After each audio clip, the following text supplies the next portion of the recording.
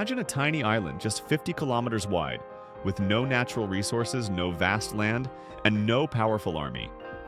Now imagine that island becoming the busiest port in the world, handling nearly a fifth of the world's shipping containers.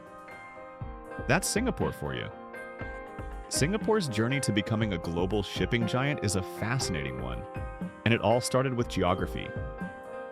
Singapore sits at the crossroads of major shipping routes, smack in the middle of Asia, linking the Pacific and Indian Oceans.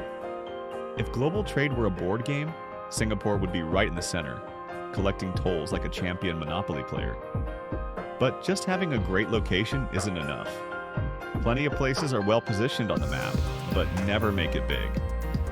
What Singapore did differently was turn that advantage into an opportunity. And it all began in 1819 when a British guy named Sir Stamford Raffles decided Singapore would be a perfect free trade port. No taxes, no restrictions, just ships coming in and out, trading freely.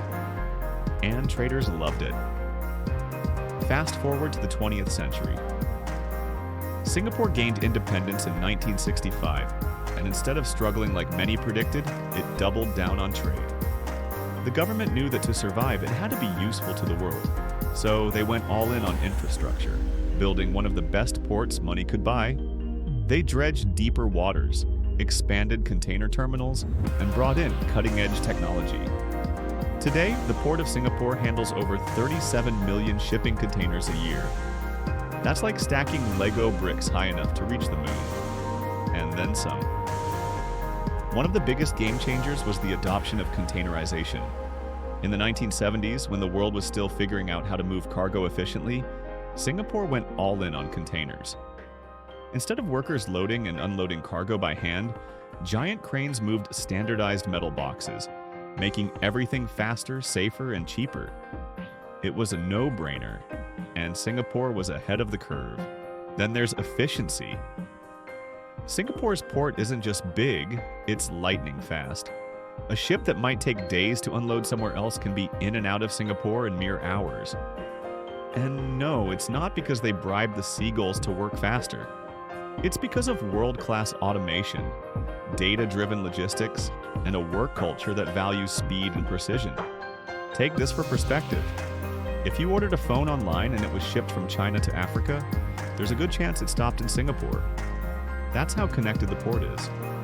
More than 130,000 ships pass through every year, linking Singapore to over 600 ports in 120 countries.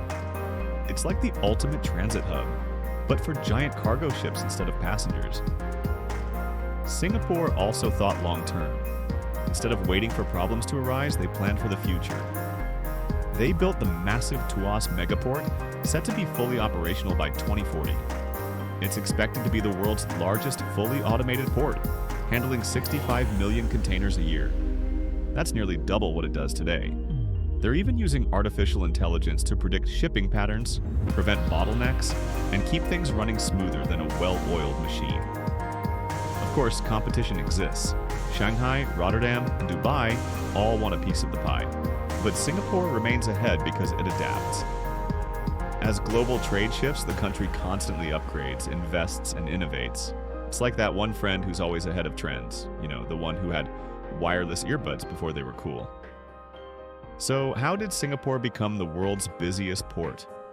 A mix of strategic location, smart policies, technological innovation, and sheer determination. It's proof that being small doesn't mean you can't think big. And next time you unwrap a package from across the world, there's a decent chance it passed through Singapore.